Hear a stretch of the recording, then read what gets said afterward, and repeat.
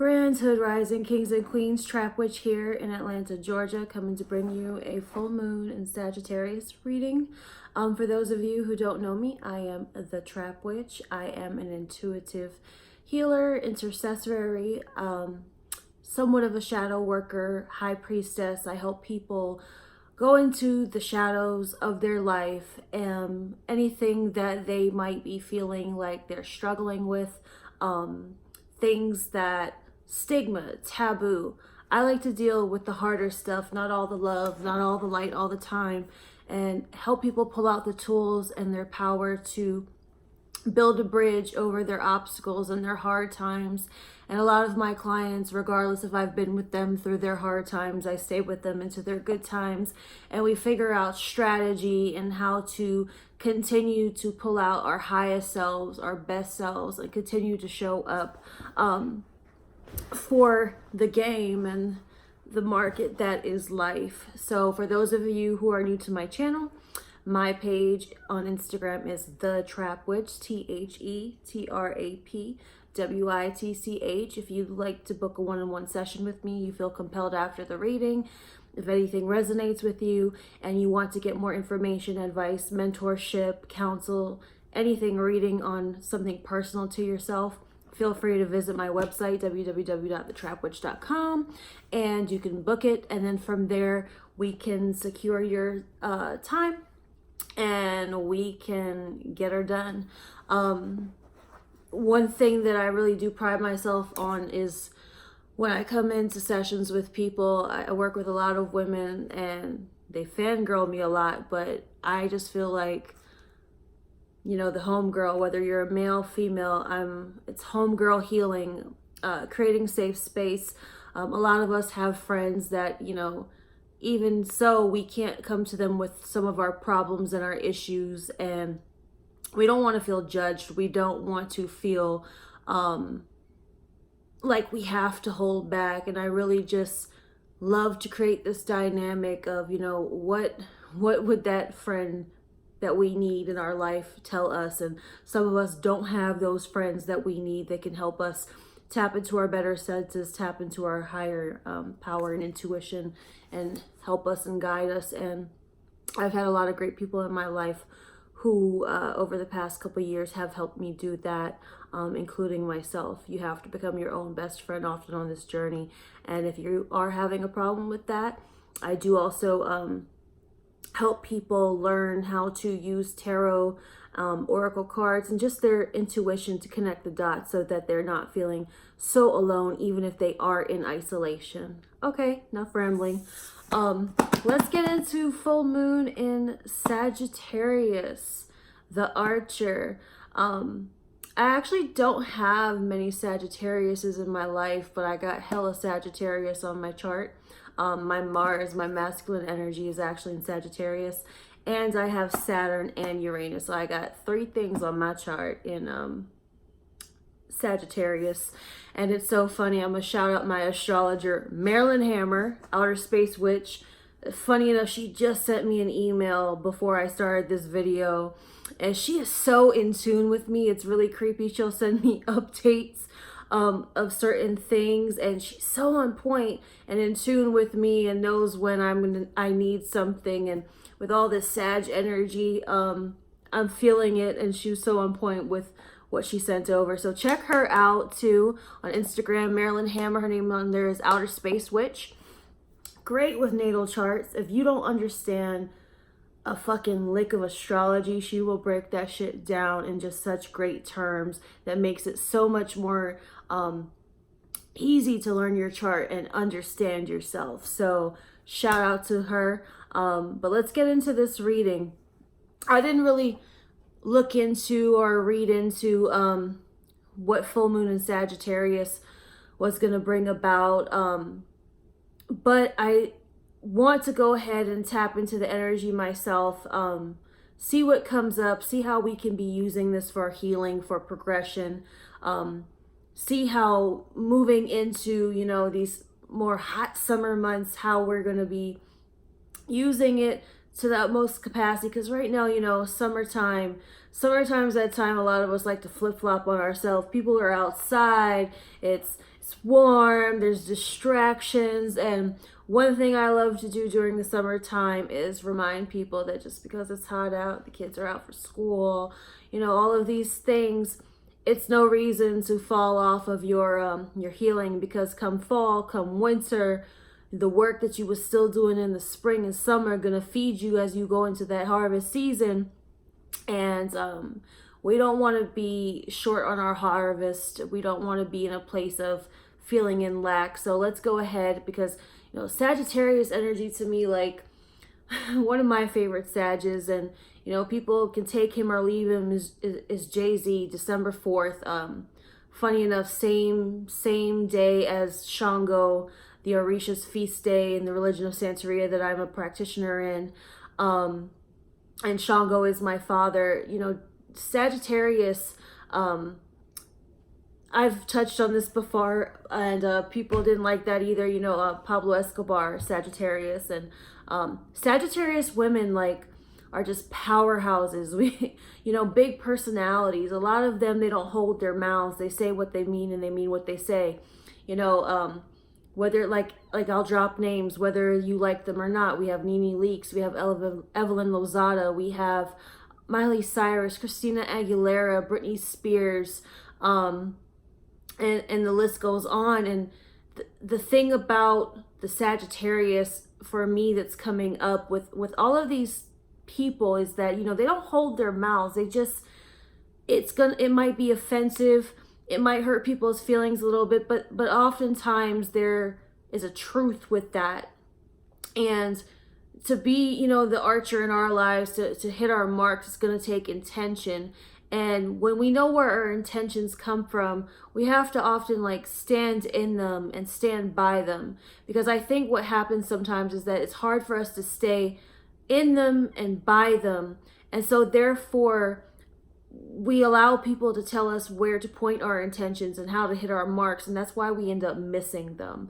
And we don't want to miss anything that we want to be intentional about, even if it is at the cost of rubbing people a little bit the wrong way, being a little bit of a diva about it, being a little bit of a businessman about it, right? Like Jay says, you know, I'm not a businessman, I'm a businessman. So, with that being said, let's go ahead and let's see what it says about the energy, how we can use it, and go from there.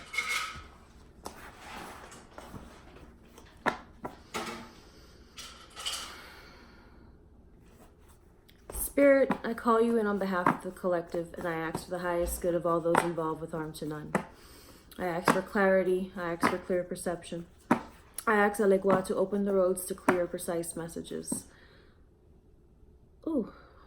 At this time, what is it subconsciously below the surface, beyond the veil, that can facilitate in their highest good? Allow them to overcome barriers, obstacles of the physical, emotional, mental, or spiritual kind, and allow them to continue to progress on their journey forward, using everything that might come up against them for them to be overcomers, to be intentional people with the highest standards for themselves, morals, values, and to use these things to fulfill divine purpose and to fulfill divine mission. I call on my spirit guides, my Egun, my ancestors, ascended masters, archangels of benevolence, as well as any other benevolent spirit or energy around that would like to facilitate in helping the collective at this time move through this full moon cycle. What is it? Full moon in Sagittarius, June 18th, 19th, 2019. How can we maximize this energy at this time?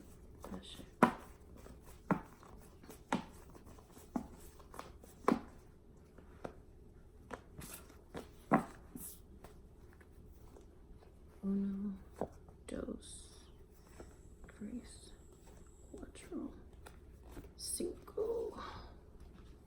Okay.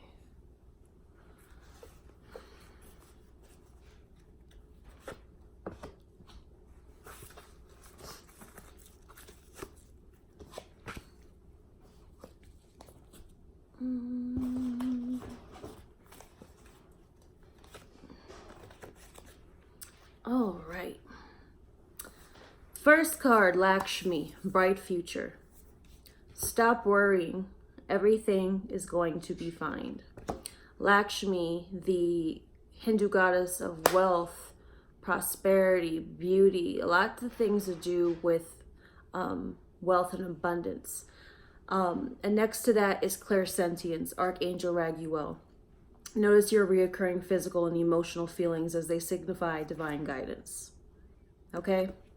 In between there, we have pulled for clarity, isolation, reverse.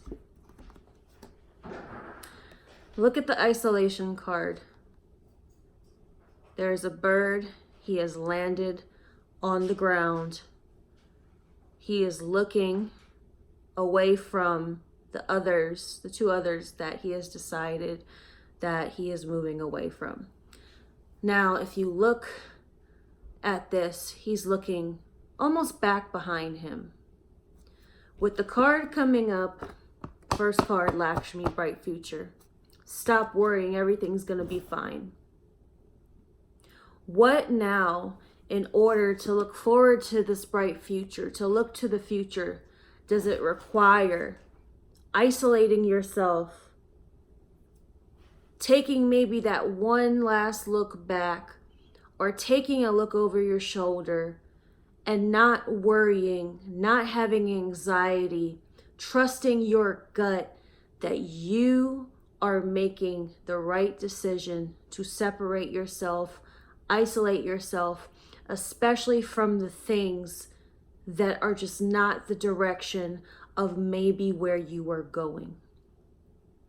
Now, the flock, right? The flock that he was with. Just because that they're going in that direction doesn't mean that it's wrong, but it doesn't necessarily mean that it is right for him. And sometimes in life, we have those feelings. We have those intuitive feelings, those gut feelings that say, man, everybody's walking left. I think I need to go right. And you have to trust that. It's like when we watch, let's say, for example, a game show, right? I don't know if you remember, was it The Price is Right?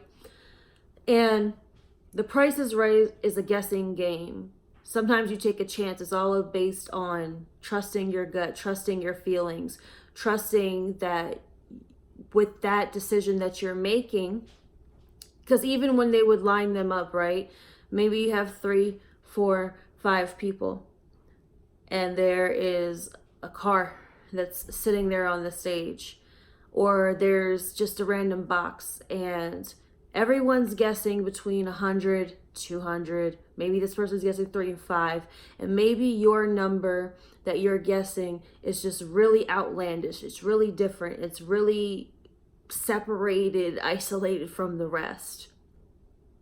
Just because those people were guessing low, aiming low, doesn't mean that you were wrong to guess high, to estimate it a little bit higher, right? Because in this card, this flock might be flying somewhere else. They're estimating maybe that the land that they're going to is going to be the most fruitful for them, right? Well, maybe not this guy. Maybe he has a gut feeling that where they're going isn't going to be the utmost of what it could be for him and what he desires. And that doesn't mean that it can be bad for them. It might be perfect. But he would rather over risk than underestimate what is available and what is the potential of what he can have. So here we go. We'll say this again. In life, sometimes it is better to overestimate and over risk in order to get to the future and trusting your gut of going towards the things that you desire that might be in separation or isolation from others. But it doesn't mean that others, how I word this, like different strokes for different folks. You know, when we think about migration, right? we think about how when people began to migrate, in the past month, I watched the first 5 seasons of Vikings, right? And it's funny because I actually watched the first 5 seasons. I binge watched it in a whole week. The first episode starts with Ragnar Lothbrok, and he decides that he's just gonna go on a crazy ass fucking journey. That the king, I think it was the king at the time, he was like, there is no land west. And Ragnar's like, I've seen it. Odin has told me. I trust my gut. There is something calling me and the men, whoever would like to go with me, west. And because there was no specifics or for what they know to be truth or actuality of that, people are saying, you're stupid. That's crazy to do that. But Ragnar was like, regardless, my crazy ass is going west. I know in a shadow of a doubt in my heart that there is something there, and if I don't follow it, I will regret it. So sometimes you have to let people underestimate why you're isolating, why you're separating. Because if you trust in your heart and in your gut that there's something brighter in the future than what you are leaving in the past, what you might be looking over your back, over your shoulder, leaving in the rear view. What if you don't ever overestimate? What if you don't over risk? What if you don't take those chances? You might never know within yourself and within your life the possibility of the celebration that you can partake in if you don't ever take that chance. Ragnar could have went west and there could have been nothing there. He could have sailed on into oblivion. But he also took a lot of chances and often found land that was more fertile than the land he had left behind. One of the main things he was looking for, because he was a farmer, was fertile land. And the land of which he came just wasn't having all the things that he needed to make the best of his crops. So he took those crazy risks. He went out on the sea. He went with his men. And they often found the things that they needed. I'm not going to give away how it ended, but you don't ever know. But part of his legacy of being great was the fact that he was a crazy motherfucker that took those risks, that took those outlandish types of idealisms that he had, and he followed through. When you are clairsentient and you really listen to your gut feeling about things, sometimes it's that you trust within yourself what your root is telling you, that there's gotta be something, and I see it. And just because I can't see it physically in front of me right now doesn't mean that it won't eventually be. And that's the problem sometimes with this, right? Isolating and separating yourself from the flock. Sometimes they're just not going to see it. People are not going to see it the way you see it. First card that I pulled in the spread down here was the Oriati card reverse. And I love this card. This is from the New Orleans Voodoo deck, okay? I love that card. This card talks about the sword and the stone. That story of the sword and the stone and Arthur. Sword in the stone. But they say that the stone is the head of Elegua in this deck. And Elegua is the master of the roads. The masters of the door opener and the door closer. And Santeria and Ifa in this practice, right? They say to remove the sword from the head of Elegua is to remove the sword from the head of confusion and be successful. Sometimes the confusion that we have is that we can't pull the sword out and be successful, that we can't be king, that we can't be the victor or the ruler of our life once we move past the confusion. And in the sword and the stone, the story, like everybody underestimated Arthur. The only person that didn't underestimate him was Merlin the wizard, that saw something in him. The wizard said, you might seem a little bit weak in physical, but you are strong in mental. And sometimes, right? Sometimes isolating yourself and separating yourself from other people, it's going to have to be because they don't see you in the same light as you have to see yourself. And the problem is, some of us are not brave enough to prove them wrong. Sometimes we will sit way too long and begin to believe the same story about ourselves and about what we're capable of and our potential in our future, because we allow those voices and those stories to create confusion. Elegua comes up right next to that, right? Look at the little creepy ass child looking through the door. You know, this has a lot to do with your mental. Right now, you have to ask yourself, what is your gut telling you about your future? What you're capable of if you eliminate some of this confusion that you have. Because this is the thing. The mind is a hell of a weapon.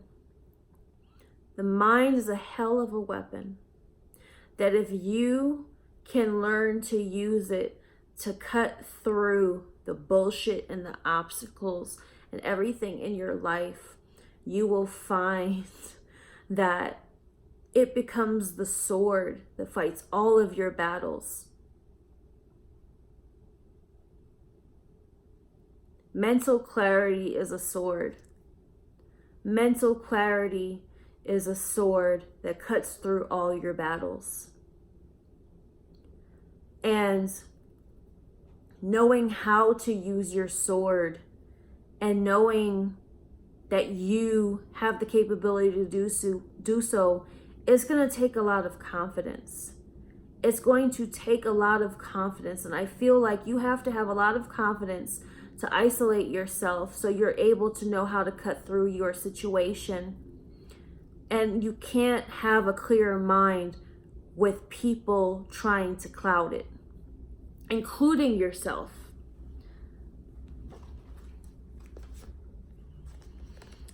You should allow yourself to feel great pleasure in the things that you desire, in the things that you want for yourself, the things you want to even feel about yourself. And sometimes you can't feel like yourself amongst a certain mindset and amongst a certain flock. And sometimes when you follow the flock, you will fall off from yourself. You will be so fixated on where everyone else is going in their future that you won't realize that you are stuck in a moment that keeps repeating itself and you never see what else is out there. And sometimes routine will be the thing that kills you. Some people are so stuck in their routine of how they should find pleasure in their life and how they should celebrate themselves that they don't realize that it's gonna kill them. It's going to kill the thoughts that you have. It's gonna kill the love that you have for yourself. It's gonna kill the enthusiasm. One of the beautiful things about isolation and being separated from things that are not open to you is that you don't have to close yourself off for what is for you. Let me repeat that. Let me try and go back. In opening up space for yourself, and sometimes even within your own solitude, it allows you to not close yourself off from yourself. When you begin to lean into how you want to celebrate yourself and the types of experiences that you want to pick up on, and you know without a shadow of a doubt that's what you need, especially for where you're going, you won't allow people to interfere with that and how you make that celebration, because that celebration and that pleasure and not always following, that will open up so much more of your creative energy. Because what creates a blockage in our creative energy a lot of times is stagnation. And sometimes the ego creates stagnation because our ego is the one a lot of times that wants to hold on to shit that we know it ain't going nowhere. It's not going in the direction we want to go.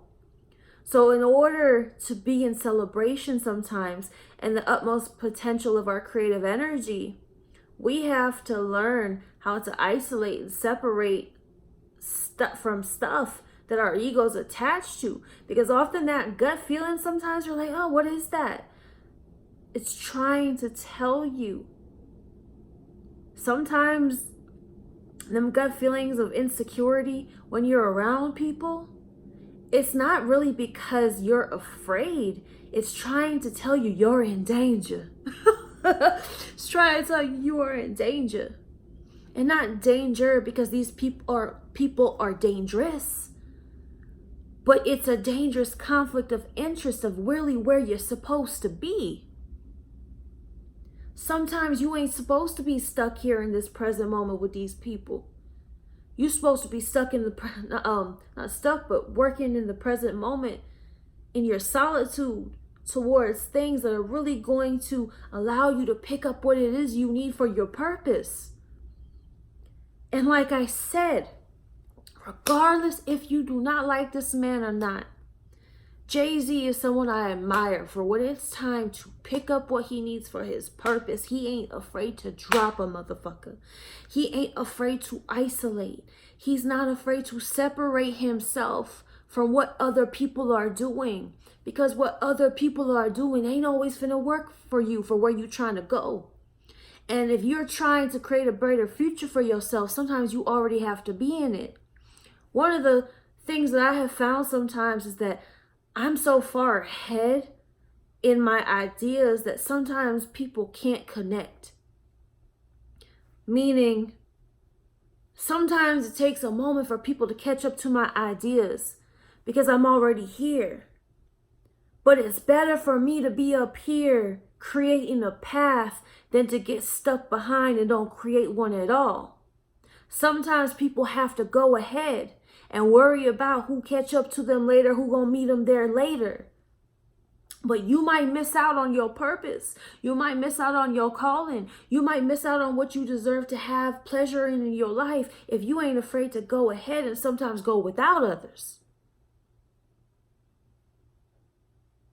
Sometimes in the marketplace of life, to bring something to the market, you have to be willing to go to a place. And sometimes that place is within yourself to ask, what do I have to bring to it? But that requires not being in it all the time. I got to go pick up the things that I need. It's funny because I follow a group of women here, especially in Atlanta, and they always taking trips to China. And they take these business trips to China because China's so fucking far. Like, China's just so far ahead when it comes to certain shit. And the demographic, right? These are young black women. These are young popping black women taking these solo dolo trips to China. It don't matter if they friends think they could. Bitch, you go to China? You speak Chinese? What? It don't matter. When what you want to bring to this existence and to your purpose, whatever, is not where you are at, you will have to isolate yourself from the crowd and go places that are unfamiliar or that are uncharted territory to you to pick up what you need in order to bring it back to make something of yourself and what you need to add to things. But what you cannot allow, and to be honest with y'all, I'm so moving away from just being like a tarot, like, I just want to flow, and I don't want people to be so worried about the cards all the time. I just want you to feel what I'm saying from the heart. You can't let your enthusiasm get down sometimes just because, too, people aren't celebrating you in the moment of what you feel in your gut feelings. Let me tell you, I have traveled this world on a gut feeling. I have gone after some shit, even if it didn't work out, because I had that gut feeling I still needed to go. And it never led me wrong, because sometimes you just gotta go. But you can't sit there and get to the point where your fire and your passion leads you into a place where you self-destruct. And when I say that, I mean some of y'all are sitting there with so much fire and heart and really for the things that you want, and you're pretty much about to explode because you're about to self-destruct. You have so much to give to yourself and to this world, but sometimes it's going to be at the cost of taking yourself out of a position and taking yourself away from things that aren't serving where you are going. You feel me? Okay.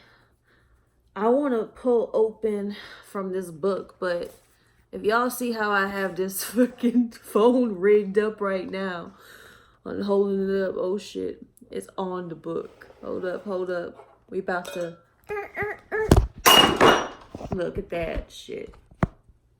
I said, we're about to go down a level. Hold on.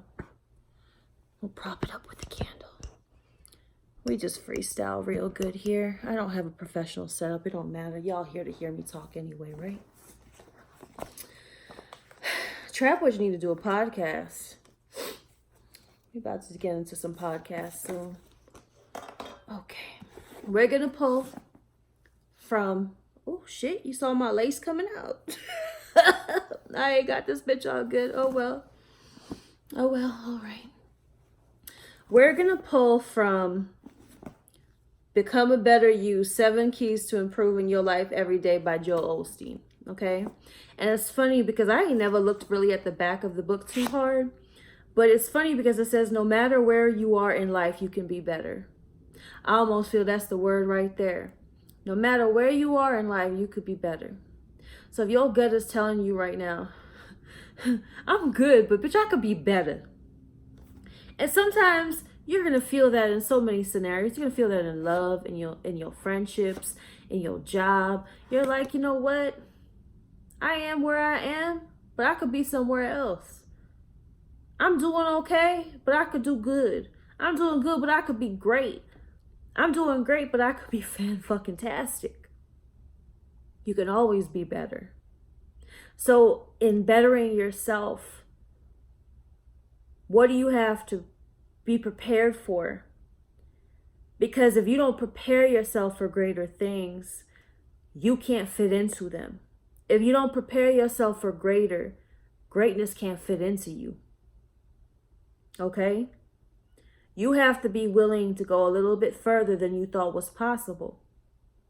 Again, you might have to channel your little inner Ragnar Lothbrok, right? They thought it was impossible that there was some fucking land that he was traveling into because the shit wasn't on the map. And guess what? Man drew map. So just because it ain't on the map don't mean it ain't there. There's still undiscovered territory to charter. And isn't that the beauty that is Sagittarius, the archer? I find Sagittarius people are like explorers, the adventurers. You know, sometimes you got to cast the arrow forward and see where it lands and then go find it. Right? Let's pull open here. Spirit, what do we need to know? Full moon in Sagittarius. What is a word?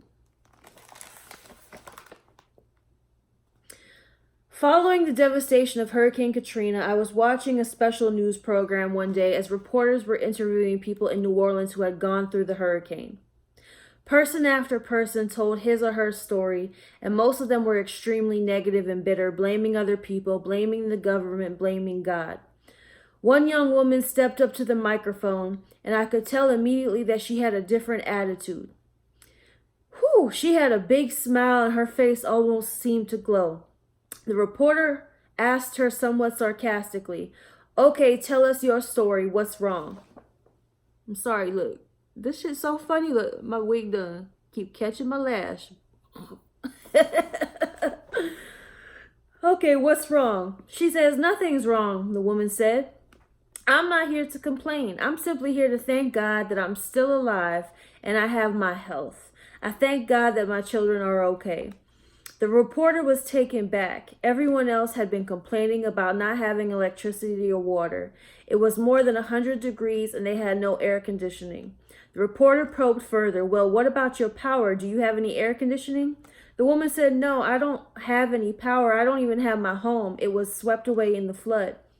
And then she smiled as she said, I'll tell you what I do have. She reached down and picked up her Bible. I have my hope. I have my joy. I have my peace, she said. With a radiant countenance, she continued, I know God is on my side. The woman chose to take a heart-trending, negative, unfortunate situation and she chose to turn it around. She stamped positive on it. She refused to tune into thoughts of self-pity. She refused to allow her negative circumstances to steal her joy. She was saying, in effect, I know God is still in control of my life. He said a little sparrow would not fall to the ground without him seeing it. So I know he's watching over me. I know he's going to take care of my children and me. Train your mind to see the good. Get rid of any negative conditioned responses. Everybody around you may be complaining, but you can find the good in every situation. If you'll do what the scripture says, you can indeed be happy at all times. You know, what I even love about that, it makes me think about the people that had to pick up and migrate from Katrina to other places. And a lot of them, maybe they ain't never been nowhere else. But guess what? In certain situations, God is going to isolate you. Spirit is going to isolate you and separate you from what you once knew. And you have to trust without a shadow of a doubt and have no fear. Follow your gut that everything is going to be fine. Okay? A lot of people in that story were saying, you know what? I don't feel like shit's fine. I'm just looking at everything negative and what is not fine. And that woman had to isolate her mindset and separate it from the rest. Because sometimes in devastation and hopelessness, the only thing that you can do that is going to make it better is have the opposite mindset. Sometimes in order to go where no one else has gone, you have to do and be and think and feel things that no one else has done before. And that's okay. You might be the first one in your family to do something that ain't nobody else done before. And it might have taken courage and boldness and going against the grain. But guess what? Greatness is often found in going against the grain. Sometimes when motherfuckers say you need to zig, you need to zag. You know what I mean? I said the other day, I would rather be a lion amongst lions than a sheep amongst sheep.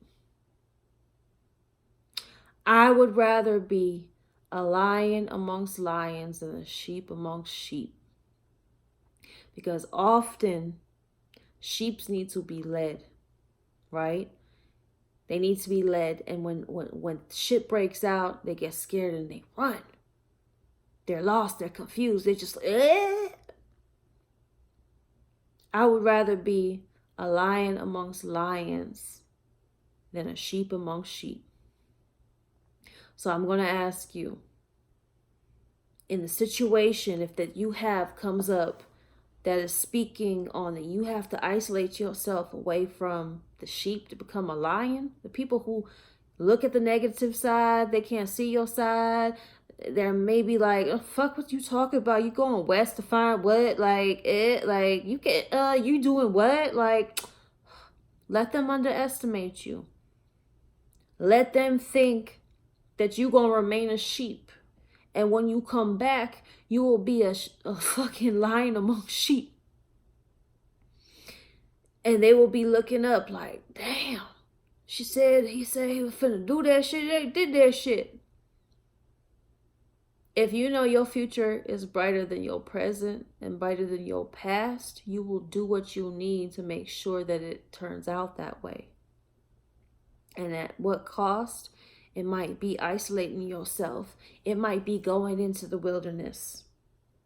When you think about so many stories, Even in the Bible, and sorry y'all, like I'm not no Bible bumper. I just like stories and finding the gems of it. Moses had to fucking sit his ass out on timeout for a number of years before he could really do something great that he was called to do. He was isolated. He was by himself. People thought he was crazy. Like, the fuck? People in the end, you know, there are a lot of people like, I'm gonna follow you for. And some of them didn't follow him, got left. They probably got fucked up. But there were some people who followed him and were able to get away from what they once knew into a brighter, better new future. A land that they had never experienced before. A type of love for self I'm quite sure they have never experienced before. You can't let old slavery templates sway you from your salvation. And if you know your salvation is in your future, you will not allow anything to enslave you to the present and the things that are holding you back. Them shackles that are trying to hold you back. Them insecurities sometimes, like insecurities are shackles. Insecurities are shackles that hold you down when you deserve to fly. Insecurities are things that clip your wings when you are supposed to be soaring. Insecurities are things that silence you when you should be roaring.